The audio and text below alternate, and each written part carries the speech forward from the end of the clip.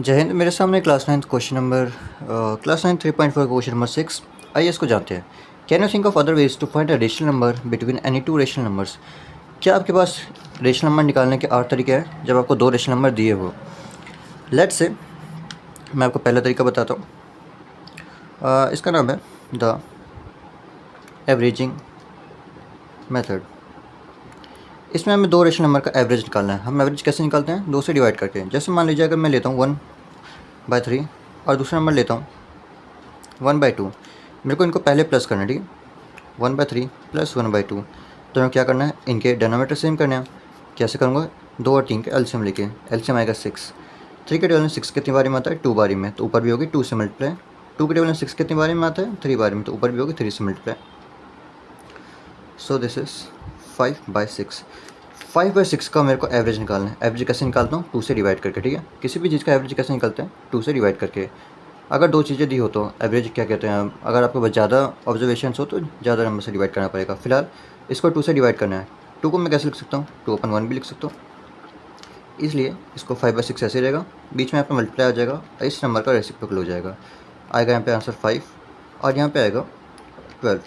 तो 5/12 एक ऐसा नंबर है जो 1/3 और 1/2 के बीच में आता है। दूसरा मेथड देखते हैं। इसको मैं नाम दूंगा द डेसिमल मेथड। 1/3 को अगर मैं डेसिमल के फॉर्म में लिखूं और 1/2 को भी अगर मैं डेसिमल के फॉर्म में लिखूं तो ये नंबर्स आते हैं मेरे पास 0.33 और 1/2 ये होता है हाफ, यानी 0.5।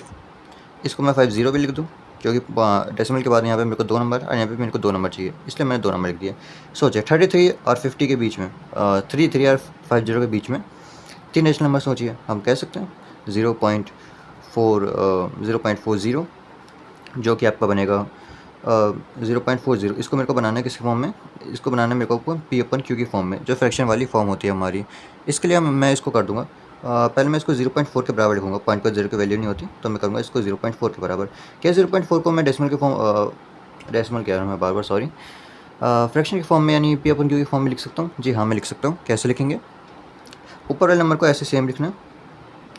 पॉइंट के बाद कितने नंबर है? पॉइंट के बाद 1 नंबर है, तो यहाँ पे 1 0 किस में होता है? 10 में होता है, तो ये आंसर आ जाएगा 4/10। तो 1/3 और 1/2 के बीच में 4/10 आता ही आता है। ये यार कट जाएगा। 2 के टेबल से 2 बारी में, ये 2 के टेबल से 5 बारी में, तो 2/5 1/3 और 1/2 के बीच में आएगा ही आएगा।